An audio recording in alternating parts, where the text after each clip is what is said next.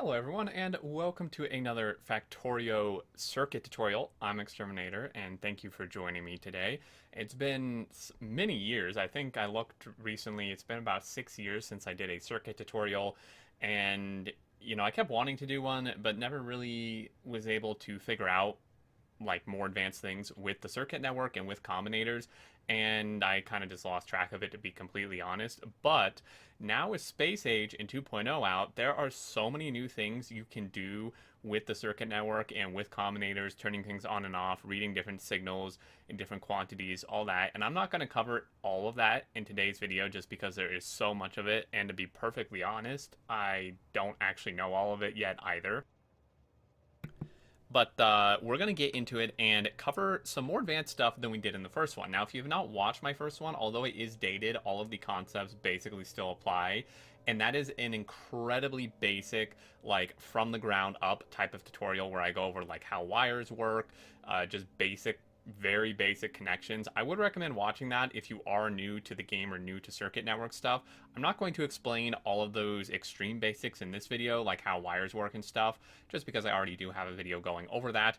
But we are going to cover some other things, both some things that you could do prior to 2.1 or 2.0, sorry, and some things that are new with 2.0 in Space Age. So let's start off with something simple, or probably the simplest thing, at least in this tutorial, and that is going to be controlling lights and creating kind of like gauges or like indicators of how full something is. Now, I went in a little bit in depth with this in my initial tutorial, but you can do a bit more with this now. So we're going to start with something really, really straightforward here. We have a box which is wired to this substation. Now, you do not have to wire it to a substation or power pole. I do this simply just because it is easier to kind of track and read what is going on, because it displays all your information here. So you can see I have a green signal there, which is coming from this combinator, and once I put something in this chest, that will also display on this substation.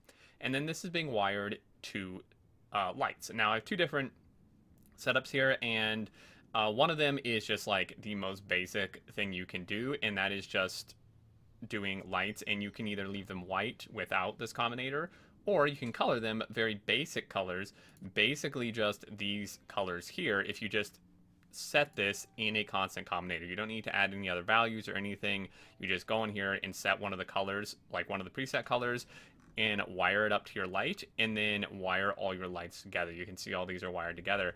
And what I have set these to is, just for this example, red science. So red science is more than 100, then this will light up. If it's more than 200, 3, 4, 5, and 6, then it will light up accordingly. So as this chest fills, your kind of meter here will go up. So if we just go ahead and throw in half a stack, you can see it's not lighting up, but that's because it's exactly 100. Now you could change this. You could say greater than or equal to, which is also an option. If I do this, you can see it does light up. It's kind of your own personal choice what you'd like to do with that. I just went the simple option. But you can see if I put in, say, one more, it's going to light this up, as with this one. And it's a different color, but we'll get into that shortly. And then if I put in more, you can see this one lights up, so on and so forth, as it starts filling up. Very straightforward on this example. And again, you can wire this to multiple chests. You could wire this to other things like trains or anything like that. Basically anything you can read the contents of, you could wire that up to, which is pretty nice. And labs you really can't wire up, so unfortunately you can't like read the contents in a lab. I do hope maybe that comes in the future. I'm not quite sure why that's not a thing currently, but that would be nice to do. Now moving down to this one, it does the exact same thing, same counts, except we're doing something a little more advanced where we can set exact colors, and you can do that with RGB now. And this is something new in 2.0, where if you have your use colors option here. Now this one, I have that turned on, but I'm doing a very simple color mapping, and it basically just colors it based on your provided signal, which is green here. But this one, I have it use color components, and it basically is just RGB values from 0 to 255. You, of course, pretty much everyone knows what this is. If you want exact color, there's like sites and tools where you can like look it up or like put in numbers and it will show you the exact color, or you can mess with it on here. I've chosen completely random variations just to show you like what it looks like, but you can basically make it any color you want that can be done with RGB values. And you can just set these in a constant combinator just as we have done up here, except you're actually setting the number here to the the red, green, or blue value that you want to set the overall color that you want here. And it's going to output all three of these. You can see output signal, and it goes into here and it's automatically reading these and then doing the corresponding color. Now you do have this option down here as well, which is provided by a single hex encoded RGB value, which you could do as well if you want to do that. I did this just because I kind of know this a little better, but this one you could do as well if you want. But I just went ahead and set this. So this would be I don't know a bunch about the single hex encoded. I don't know if that's the ones with like the like number sign thing in front of it. I know there's a different name for that, but yeah, I don't know.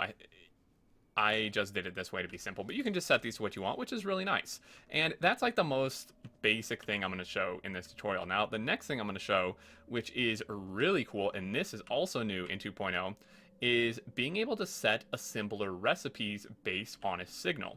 And this is fantastic. There are so many uses to this. I am just showing one, and like I said, there are so many different ones. I can't be showing every single possible use for this, but hopefully this kind of gets your brain moving and thinking about what you could be doing with this on top of what I already show. But if you click on an assembler, even if there's no recipe, you have a bunch of options here. And what we want for this particular example is set recipe. And you can see this sets a recipe from the first valid recipe signal, or the first valid item signal, or the first valid entity signal. And again, so you can do much more advanced stuff with this, or you can like send it through multiple stages of combinators to get like values and output, other signals and stuff to make this work.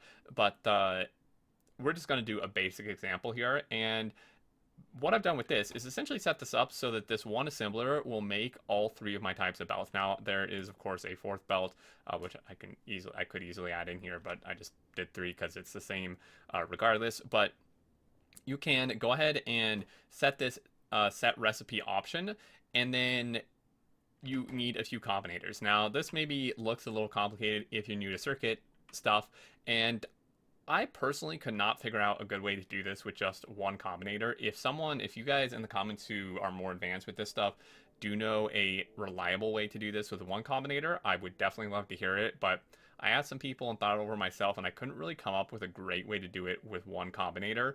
And I don't really mind using three. It kind of keeps it straighter in my head anyway. But what we're doing here is we are reading this chest. So we have a wire going from this chest, reading contents, going to all of these combinators. And you don't need three separate wires. Like, you just send one wire, and then as long as you hook all the inputs together with the same color wire, it will just work the same. Same with the outputs. You can see all of these are wired together, and it is going to just output basically the same thing as if you did three different wires here. Now we're wiring this chest, and you can see here we are getting all these input signals. Now we're getting these input signals because there is also some other stuff in this chest, which really was not meant to be in there, but that is totally fine.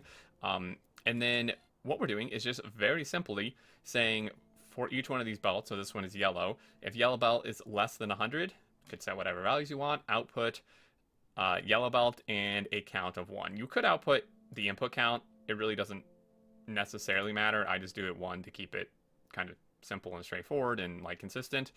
This is the same exact thing, but for red belt, you can see here. And then this one is blue belt, and again, same thing. Now, what's going to happen is pretty awesome and pretty interesting. So all of these are obviously above 100, but if I drop one of them below 100, let's go ahead and take out some yellow belt here. So we're going to take this out. It's at 100, so it's still not going to trigger. But if we bring it a little bit below 100, say to 50, you can see this is going to turn this on and make yellow belt.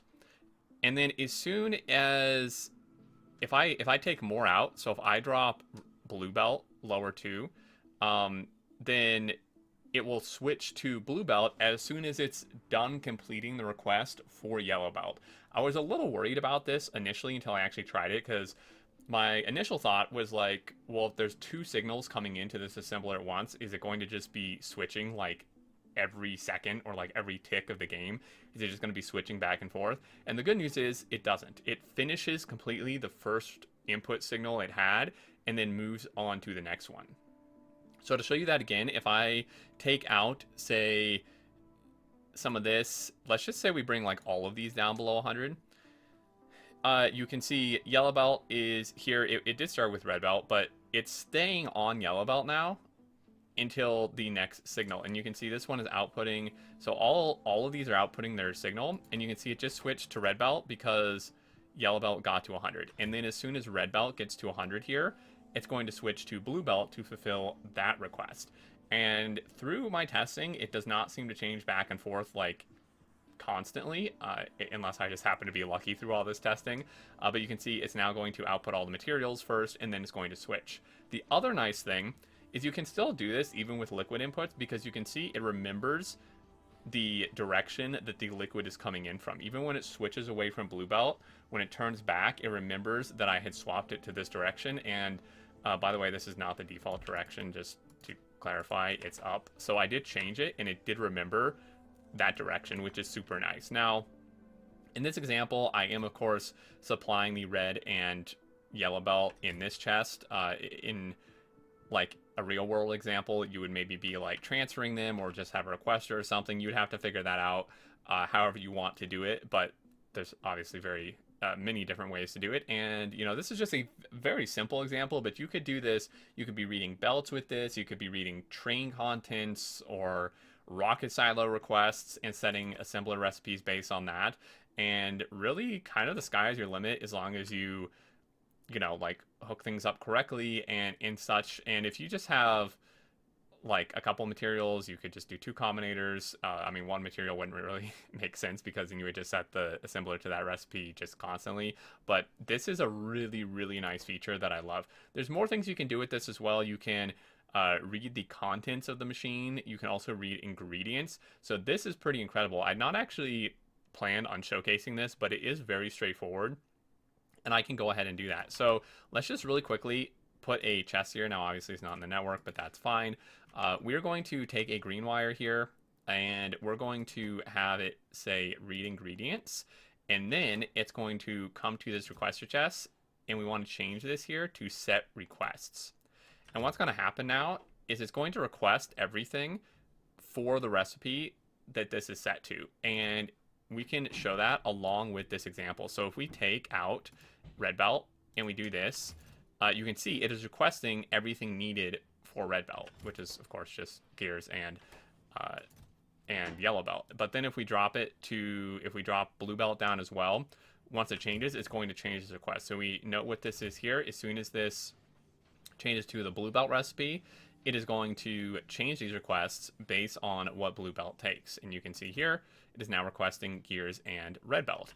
And that is really, really nice. This is also incredible. There's so many use cases for this. But moving on, let's go to an SR latch. Now, this is something that I never really understood until very recently, and this has been around for like ever. This is not a new thing, but I don't see a ton of tutorials on it. I've never done a tutorial because, again, I never really fully understood it. But I did finally get my head around it, and it's actually simpler than I thought. Now, one new part to this is with 2.0 and with Space Age, the devs made a change where you can actually separate out red and green wire, like reading and outputs in a combinator. Before, it would always just do both all the time, basically. But now you can separate this out. So previously, a system like this, which I will explain how it works, this would require multiple combinators. I believe it required 3 or at least 2, but now you can actually do it with one single combinator, which is fantastic. And with that, let's get into how this works. So I'm going to try to explain this the best I can, because again, I know some people probably don't understand this, and it was very difficult for me to understand for the longest time, but hopefully I can explain it well here. So we have a red wire reading the contents of this chest, which in this example is iron, and it is going to one of the inputs of this decider combinator.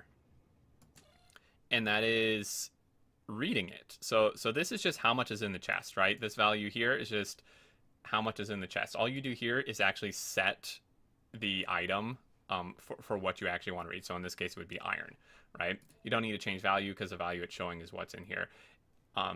And the purpose of an SR latch is basically to have kind of like a range of where it works. So in just a very simple setup, right? If we just very quickly create another setup here, so if we just take this red wire, so like what you could do, you actually wouldn't even need a combinator for this actually. So what you could do is like if we had another inserter here, some super simple example would be just saying like enable, so if iron is less than 1,000, then this should work, right? And that is like the simplest thing you can do. Basically, this is still very useful, but the issue here is that it's kind of just like an either or. So it's like if it's 1,000 or more, it's not going to work. If it drops below 1,000, it will work, but then as soon as it hits 1,000 again, it's going to turn off, right? So it's kind of more, it's like a very kind of binary type of thing. Whereas an SR latch is really nice because it lets you set kind of a range of when it works. So our goal with this one in particular is basically saying once it hits 1,000, enable this inserter and keep it enabled until it hits 500. And then once it hits 500, turn it off and leave it off until it hits 1,000 again, right? So we now have this range from 500 to 1,000 where this inserter can actually work rather than just like 1,000 or 990 or 999 or whatever, right? So that's like the actual purpose of an SR latch, at least in this case, is to kind of create like a range of where something can work and like when it can be turned on or turned off. And let's continue with how this is actually set up. So we are inputting on this red wire here, and you can see that's this condition here. Now, I could turn this on. I like keeping it just the wire that it is coming through just to keep things straight in my head. So you can see I've turned this just to red here. You can tick these on and off. And I'm saying if it equals 1,000, now you could change this. You could say if it's greater than or equal to, but I'm just leaving equal to here. So that's the first condition, right? I then have an or. So when you add a condition, it then automatically adds this, and you can change it to an and or an or. But I'm going to take that away. You can see here that I have this or if iron, again, reading from this chest, is greater than 500 and there's an S signal coming through that is greater than 1, then this can basically work, right? And you can see what I've done is I've set this to only be green because what we're doing here is we're taking the output, which is an S signal, and we're doing two things with it. The first thing we're doing is we are sending it back to the input, the green input on this combinator. So we're actually wiring the output back into the input to be able to read from the S signal. Because if we didn't do this, we wouldn't be able to actually read the output of this combinator within itself. And then the second thing we're doing is sending it to the actual inserter so we can, of course, turn it on and off. But I'm going to go ahead and put this in here. And this is more than 1,000, but I kind of broke it by doing that. So we may have to reset this guy here. Okay, so I was a little bit of a dummy. Basically, what the issue was that there was more than 1,000 in here, and it was messing up the system, so I didn't need to tear the other one up. But this is a very good example, then, of why it would actually be better to do greater than or equal to, because it would eliminate this edge case where if there's more than 1,000, it will break the whole system. So we do likely want this to be greater than or equal to whatever amount you want. But you can see this inserter is now set to work, right? Because it is greater than or equal to 1,000. There is 1,000 exactly in here. And you can see it's getting two signals. It's getting the iron signal and it's getting the S signal. So just to show you how it actually works, like in practice here, is I'm going to start taking out iron by the hundreds. And you'll see as soon as we hit 500, this is going to turn off. So you can see, well, if my inventory were empty, we would see this. So you can come over here and we can see it's still on, and it now turns off because we hit 500. And then if I insert more, it's going to stay off until we get to at least 1,000 again. And I am short, seemingly there's 910, but if we go ahead and put this in here, you can see it's going to toggle on again. So we've created this range where it can work. And this is really useful for multiple things. It's actually probably more useful for liquid, and I'm going to show you one more example of that right here. So we're doing the exact same thing, but for liquid.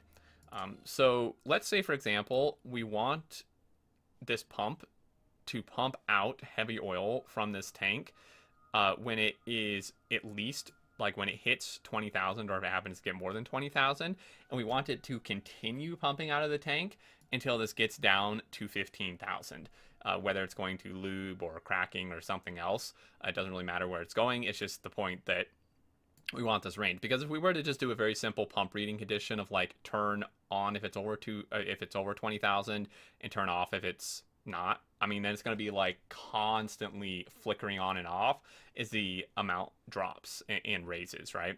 So we have 14,000 here. Now I'm going to hook up a pipe here, and just to show you, the combinator is identical to the other one, just a different you know, entity, this case being heavy oil, and different numbers. But we are reading this tank with red wire, and we are saying if the amount in this tank is greater than or equal to 20,000, then output a count of 1s, or if heavy oil is more than 15,000 and you have an S signal, then output S. So if I go ahead and connect this pipe up here to fill this up, you can see this is now immediately turned on because, of course, we are at 25,000, which is more than 20,000. And you can see the output here is S.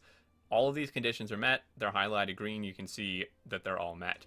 Now, if I take a tank here, if I disconnect this and take a tank and pump this out, you can see it's going to stay on until it gets to 14,000, because I said exactly 15, so it's going to go below that. But as soon as it drops below 15,000, you can see here, none of these conditions are met, right? Because it's not more than 20 and it's not more than 15, meaning that there's no S signal. So this is also not being met, and it turns this off. And it will just keep doing this. Like, you know, we could just keep hooking it up and unhooking it or whatever we want, but it will just keep turning on and off. And you can see it's now going to drop back down, etc. So these SR latches are really, really helpful with many different use cases. But these are like some of the simplest, but still, you know, very, very good ways that you could use these. Now, the last thing I'm going to show you, that has gone on for quite a while, is another really cool thing with the brand new combinator we have, the selector combinator. There's a lot you can do with this. This is just scratching the surface. Honestly, I could probably do an entire video on this combinator once I learn it a bit more. But one thing that I think is kind of interesting, and this may be more of a niche case, but again, I hope this kind of just at least gets your imagination flowing of like what you could potentially do with this. There's a bunch of different options here. So this new selector combinator lets you do a bunch of stuff. You can have it just basically read stack sizes, where like it will take whatever input you're giving it and it will output the stack size of that item. So essentially it's just a very easy way to know the stack size of any item in the game. So if you are inputting a signal that is green circuits and you have this set, it will output the stack size of green circuits. Or if you have it set to engines, in this case, it will output the stack size of engines, or whatever the item or liquid, well, liquids don't have stack sizes, but whatever the item may be. Also, you can do things like select a specific signal out of all input signals based on the criteria. So this one is really interesting as well, where you can basically have it like output signals based on like the thing that has the highest amount or the thing that has the lowest amount, or you can like have it do like the second highest or the second lowest by increasing this index. I'm not going to go into every single thing you can like use this for, because again, that could be its own video. But one cool example is actually combining multiple different things together. So what we have here is a station with a train, in this case being an empty train. But this is an example where you, like, if you have a station that utilizes multiple different trains, like if it's like kind of a multi-purpose like drop-off or pickup or something for multiple different types of trains that carry different things, you can use a system like this and not only have it request the right thing for the train that is here, but also have it request like the exact amount or right amount to fill the train, and like the correct stack sizes. So we're doing two different things here. One thing we're doing, if we click on the station, is we actually don't need this checked, but we are having it read stop train. And this, I think this is something new in 2.0. I don't remember this being in 1.1, although I never messed with it significantly. But what this does is when a train is stopped at the station, a signal is sent with a unique number for this train. And I've tested it where I've taken this train and moved it away from the station and then brought it back to the station. And as far as I can tell, this number is always the same for the same train. So this train is always going to output 121. And a different train would always output whatever number it is. And you can use this to kind of read like what this train does. So when you first set up a train, if you are like, okay, well, this is going to be a green circuit train. If you get the number from it, then you can use this to like determine based on what train is here, what should actually be requested. And again, this may be more niche because I think a lot of people probably are not going to be using the same station for like multiple types of trains. But again, you could do many other things with this. This was just like the easiest to show. So we're taking this, we're taking T, which is just the default signal, and it's outputting 121, which is the unique ID of this train. And you can see that going through this power pole for readability. And what we're doing here is we're doing a couple different things. So we are taking this, we are saying, I'm specifically setting this train number. So I set T, and then I set 121. If it equals 121, output engines with a count of 1. So you can see it's outputting one engine signal here. And so like in this case, this would be an engine train, right? But if it's, if we have like a circuit train and a low density structure train or something, we would get the signals, and then instead of saying T121, it would be whatever number that train is, like, I don't know, T300 or T240 or something, and then output the corresponding signal with a different combinator. And what we can do then is we send this through this new combinator, and I have it set to stack size. And that's all you have to do for this one. This can be really simple, the use of this combinator. So we're taking an engine. This is getting an input of one engine, and it's outputting 50 because that is the stack size of engines, right? If this were outputting green circuits, it would be outputting 200 here because that's the stack size of green circuits. And then I'm doing a couple more things. The next thing we're doing is with an arithmetic combinator, where we are taking this this output of the engines, wiring it to the input here of this arithmetic combinator, and we are multiplying it by the amount of slots in this train. There are 4 wagons, and there are 40 slots per wagon, so that is 160 slots, right? And that is basically going to give us an output of 8,000, which is the total amount this train can carry. And I've just done each because this makes it very generic and versatile. So if you have a different kind of train coming here that's not engines, it will still work. So that's why I prefer to set this to this rather than like actually specifically engines, because then it can actually be used for more than just one item type. So we take 50, we multiply it by 160, which is the amount of cargo slots in this train. We output that, which is 8,000. You can see on the right there. And we are taking that 8,000 and inputting it into one more arithmetic combinator, and we are dividing it by 24, which is the amount of requester chests we have, right? And that equals 333. And then we are wiring this to all of these requester chests, and we are having them set requests. So what's happening now is when the train comes here, it's going to say, okay, well, this is train 121. I need to output engines. We need to get the stack size from that, which is 50. We need to multiply that by the total amount this train can carry, and then we need to divide that by the amount of chests we have, and this is the amount that we need to request. These, of course, were not set to that, but if they had been, that would be doing that. So this is the amount we need to request in each chest to fill this train. Now, of course, the bots would still be like continually fulfilling this. So again, like, this is maybe niche, but you can do a whole lot with this. This is just like something I found really easy to showcase. Now, if you had different size trains, you would need to change this up because this maybe wouldn't be 160. If you have a train with just one cargo wagon, this would be 40 rather than 160. Now, personally, if I were to set something like this up, I would use a station where all the trains are the same size, even if they carry different items. But you can go ahead and do that, and then just get the amount you need with this. And there's other things you could do too, like you could enable, disable a station based on like if all of the amount of an item you need is here, and that's where you could get, like, this would be useful because you could get the stack size of whatever particular item might be in these chests, and then enable, disable the station based on that. So there's a lot you can do with this. I have several ideas of what you could do with this select, where you can kind of base it on like the lowest signal or the highest amount or anywhere in between.